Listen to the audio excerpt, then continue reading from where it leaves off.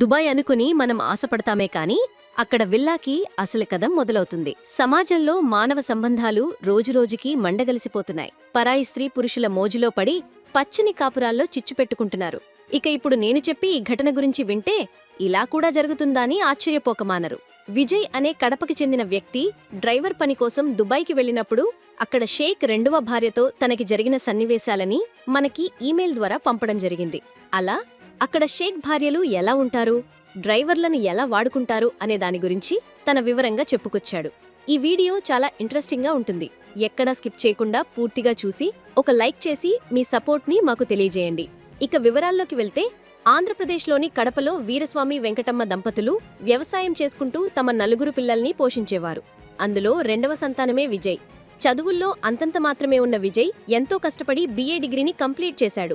ఇక అలా వీళ్ళ ఇంటి ఆర్థిక పరిస్థితులు దారుణంగా మారడంతో పాటు మరోవైపు తన అక్క 2 చెల్లెళ్లకు పెళ్లి చేయాలని తల్లిదండ్రులు ఇతనిపై ఒత్తిడి తేవడంతో ఏం చేయాలో తెలియని పరిస్థితుల్లో పడ్డాడు. దీంతో ఉద్యోగం కోసం ట్రై చేయగా తన స్కిల్స్కి ఎవరూ జాబ్ ఇవ్వకపోవడంతో ఒక హోటల్లో 8,000 రూపాయలకి వెయిటర్గా జాబ్లో జాయిన్ అయ్యాడు. కానీ వెయిటర్ జాబ్ చేయడం విజయ్కి అస్సలిష్టం లేక ఏదైనా బిజినెస్ చేయాలనుకున్నా తన దగ్గర అంతలా డబ్బులు లేకపోవడంతో వెయిటర్గానే పనిచేస్తూ కొంత డబ్బుని ఇంటికి ఇస్తూ మిగిలిన డబ్బుల్ని తన కోసం స్పెండ్ చేసుకునేవాడు.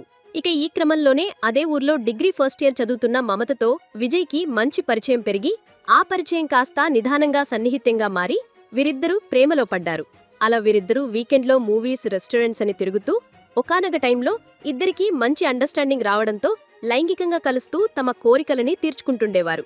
ఇక అలా రోజురోజుకి విజయ్ సంపాదనకి మమత పెట్టే ఖర్చులకి పొంతనలేక విజయ్ అప్పులు చేసే పరిస్థితి వచ్చింది. ఈ క్రమంలోని మమత పుట్టినరోజు రాగా తనకి ఐఫోన్ కావాలని పట్టుపట్టింది. కానీ అప్పటికి 50,000 వరకు అప్పు చేసిన విజయ్కి ఎక్కడా కూడా అప్పు పుట్టక ఐఫోన్ కొనడానికి డబ్బుల్లేక మమత బర్త్డేకి గిఫ్ట్ ఇవ్వలేకపోయాడు.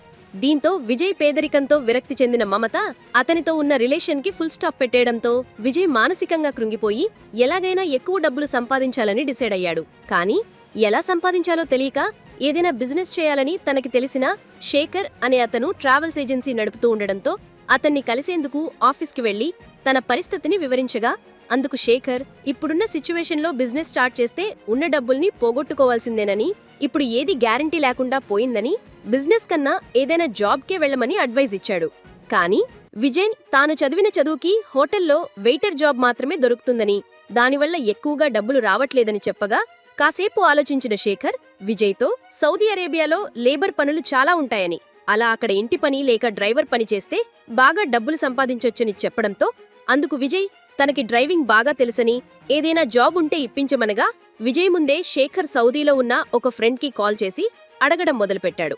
అలా అతను అక్కడ ఒక డ్రైవర్ జాబ్ ఉందని, కానీ అక్కడికి రావడానికి 2 లక్షల రూపాయలు ఖర్చవుతుందని చెప్పడంతో అది విన్న విజయ్ షాక్కి గురై అంత డబ్బు ఉంటే ఇక్కడ ఏదైనా బిజినెస్ చేసుకునేవాడినని, దుబాయ్కి వెళ్లేందుకెందుకు ట్రై చేస్తానని చెప్పడంతో విజయ్ పరిస్థితిని అర్థం చేసుకున్న శేఖర్ తను ఆ డబ్బు సహాయం చేస్తానని, కానీ అక్కడికి వెళ్లాక మొదటి 4 నెలల శాలరీ తనకే వేయాలని చెప్పగా విజయ్ అందుకు ఒప్పుకున్నాడు. అలా విజయ్ 1 నెలలోనే సౌదీ అరేబియాకి వెళ్లగా ఎయిర్పోర్ట్లో దిగగానే శేఖర్ ఫ్రెండ్ వచ్చి అతన్ని పిక్ చేసుకుని ఆరిఫ్ అనే షేక్ దగ్గరికి తీసుకెళ్లాడు. ఇక ఈ ఆరిఫ్ 50 ఏళ్లుగా కన్స్ట్రక్షన్, రియల్ ఎస్టేట్ ద్వారా బాగా డబ్బు సంపాదించి సౌదీ అరేబియాలో మంచి పలుకుబడి, పేరుని పొందాడు. అలా అతని దగ్గరే విజయ్ డ్రైవర్గా చేస్తూ అతని ఇంటి పనులు కూడా చేయడం మొదలుపెట్టాడు. ఇక అలా 3 నెలలు గడవగా విజయ్కి వచ్చిన జీతం మొత్తం శేఖర్కే పంపించాడు. ఈ క్రమంలోనే ఆరిఫ్ షేక్ 2 భార్యలు ఉన్నారనే విషయం విజయ్కి తెలియగా అందులో మొదటి భార్య 45 ఏళ్లు కాగా ఈమెకి 2 పిల్లలు కూడా జన్మించారు. ఇక రెండవ భార్యకి 25 ఏళ్లు కాగా ఆమెకి ఒక బాబు కూడా ఉండేవాడు. కానీ ఆరిఫ్ షేక్ తన మొదటి భార్యకి తెలియకుండా రెండవ భార్య ఆలియాని మరో ఇంట్లో ఉంచి తనకి కోరికలు కలిగినప్పుడల్లా ఆమె దగ్గరికి వెళ్లి సమయం గడుపుతుండేవాడు.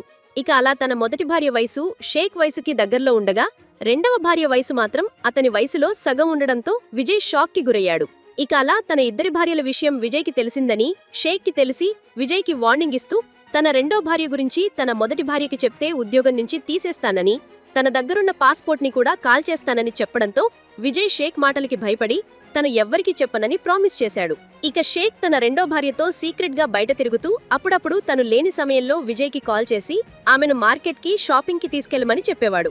అలా ఒకసారి షేక్ తన బిజినెస్ పని మీద మరో దేశానికి వెళ్తూ 1 వారం రోజులు అక్కడే ఉండాల్సి వచ్చింది. దీంతో విజయ్ని తన రెండవ భార్య దగ్గరే ఉంటూ ఆమెకి ఏమైనా కావాలంటే చూసుకోమని ఒకవేళ తనకి ఏమైనా అయితే ఊరుకోనని గట్టిగా మందలించాడు. దీంతో విజయ్ జాగ్రత్తగా చూసుకుంటానని చెప్పి షేక్ రెండవ భార్య అయిన ఆలియా ఇంటి దగ్గరికి వెళ్లి డ్రైవర్కి బయట కేటాయించిన ఒక గదిలో ఉండేవాడు. ఇక అలా విజయ్ అక్కడే ఉంటూ ఆలియాకి ఏం కావాలంటే అది తీసుకొచ్చి ఇచ్చేవాడు. అలా మొదటి రోజు గనవగా రెండో రోజు వారిద్దరూ కాస్త మాట్లాడుకుంటూ మెల్లగా ఒకరినొకరు పరిచయం చేసుకోవడం మొదలుపెట్టారు. ఇక ఆలియా ఎప్పుడూ డల్గా ఉండడంతో అది చూసిన విజయ్ ఆలియాతో, మేడం, మీరు సంతోషంగా లేనట్టు అనిపిస్తోంది, ఏమైంది అని అడగగా అందుకు ఆలియా ఏమీ సమాధానం చివ్వలేదు. ఇక వెంటనే విజయ్, మీరేమనుకోరంటే ఒకటడుగుతాను. మీరు చూస్తే చాలా అందంగా యుక్త వయసులో కనిపిస్తున్నారు. అలాంటి మీరు అంత వయసున్న అతన్ని ఎందుకు పెళ్లి చేసుకున్నారు? పైగా రెండో పెళ్లి చేసుకోవాల్సిన అవసరం ఏమొచ్చింది అని అడగడంతో అందుకు ఆలియా బాధపడుతూ తమది నిరుపేద కుటుంబం కావడంతో తన తండ్రి ఈ షేక్ హోటల్లో పనిచేసేవాడని, అలా ఒకసారి బాగా డబ్బు అవసరం ఉండి తన తండ్రి షేక్ దగ్గర తీసుకోగా ఆ డబ్బుని వడ్డీతో సహా తీర్చడానికి తన తండ్రికి చాలా కష్టమైందని, అప్పుడే షేక్ తన తండ్రితో తన ఇంట్లో ఒక పనిమనిషి కావాలని అడగగా తన తండ్రి తనని ఆ ఇంట్లోకి పనిమనిషిగా పంపించాడని, అలా తనని చూసిన షేక్ తన తండ్రితో అప్పులన్నీ తీరాలంటే నీ కూతుర్ని నాకిచ్చి పెళ్లి చేయమని, నేను ఆమెను బాగా చూసుకుంటానని చెబుతూ, లేకపోతే ఈ జన్మలో మీరు నా అప్పుడి తీర్చలేరని బెదిరించడంతో తన తండ్రి కూడా షేక్ ఇంట్లో కూతురు జీవితం బాగుంటుందని షేక్తో తనకి సీక్రెట్గా పెళ్లి చేశాడని చెప్పుకొచ్చింది. ఇక అలా అప్పటి నుండి తనని కేవలం శారీరక సుఖం కోసమే వాడుకునేవాడని, అలా తమకి బాబు కూడా పుట్టాడని, ఇదంతా తనకి ఇష్టం లేదని ఆలియా కన్నీటి పర్యంతమైంది. అంతేకాకుండా అతని మొదటి భార్యకి తనని రెండో పెళ్లి చేసుకున్న విషయం తెలియదని, ఎందుకంటే షేక్ ఆస్తులన్నీ ఆమె పేరు మీదే ఉండడంతో అవి ఎక్కడ చేజారిపోతాయో అని భయపడి అతను చెప్పట్లేదని ఆలియా విజయ్కి చెప్పుకొచ్చింది. దీంతో విజయ్ ఆమెను ఓదారుస్తూ, నువ్వు అనుకుంటే ఇక్కడ నుండి బయటపడొచ్చు, ఎందుకంటే షేక్కి బాగా పలుకుబడి ఉంది కాబట్టి ఈ విషయం బయటికి రాకుండా అతను దాస్తాడని, మీకు పెళ్లి జరిగేటప్పుడు అఫీషియల్గా రిజిస్టర్ చేసుకున్నారా అని అడగగా అందుకు ఆలియా తన తల్లిదండ్రుల ముందు తప్ప ఎవరి ముందు జరగలేదని, ఇక అలా తమ పెళ్లిని అఫీషియల్గా ఎక్కడా రిజిస్టర్ చేపించలేదని చెప్పడంతో షేక్ ఆలియాని సెకండ్ సెటప్గా వాడుకుంటున్నాడని విజయ్కి అర్థమైంది. అలా విజయ్ ఆలియాను ఓదార్చే క్రమంలో ఆమెతో తనకి మంచి పరిచయం పెరిగి ఆ పరిచయం కాస్త నిదానంగా సన్నిహితంగా మారి వీరిద్దరూ క్లోజ్ అవుతూ వచ్చారు. అలా అప్పటి నుండి వీరిద్దరూ కలిసి భోజనం చేయడం, కలిసి బయటికి వెళ్లడం, కలిసి తిరగడం లాంటివి చేస్తూ ప్రేమలో పడ్డారు. పైగా వీరిద్దరి వయసు ఒకటే కాబట్టి వారి మనసులు కూడా తొందరగానే కలిశాయి. ఇక అలా ఆలియాకి విజయ్పై కోరిక ఏర్పడగా అందుకు అతను ఏమనుకుంటాడో అని భయపడుతూ ఆలోచిస్తుండేది. ఇక విజయ్ కూడా ఆలియాపై సేమ్ ఫీలింగ్స్ ఉన్నా అతను కూడా ఆమె ఏమనుకుంటుందా అని వెనకడుగు వేస్తుండేవాడు. అలా ఈ క్రమంలోనే ఒకసారి ఆలియా బాత్రూంలో నుండి గట్టిగా అరవగా పరిగెత్తుకుని వెళ్లిన విజయ్ ఆమెను నగ్నంగా చూసి షాక్కి గురయ్యాడు. అలా తనతో ఎందుకు అరిచావని అడగగా అందుకు తను ఒక ఎలుకను చూశానని, అది తన పైకి వచ్చిందని ఏడుస్తూ విజయ్ని హత్తుకోవడంతో ఆ సమయాన్ని ఎలాగైనా వినియోగించుకోవాలనుకున్న విజయ్ ఆలియాని గట్టిగా హత్తుకొని బెడ్రూంలోకి తీసుకెళ్లి ఇద్దరూ తమ కోరికలని తీర్చుకోవడం మొదలుపెట్టారు. అలా అప్పటి నుండి రెయ్యింభవళ్లు వీరిద్దరూ ఏకాంతంగా గడుపుతూ సీరియస్ రిలేషన్లో ఉండేవారు.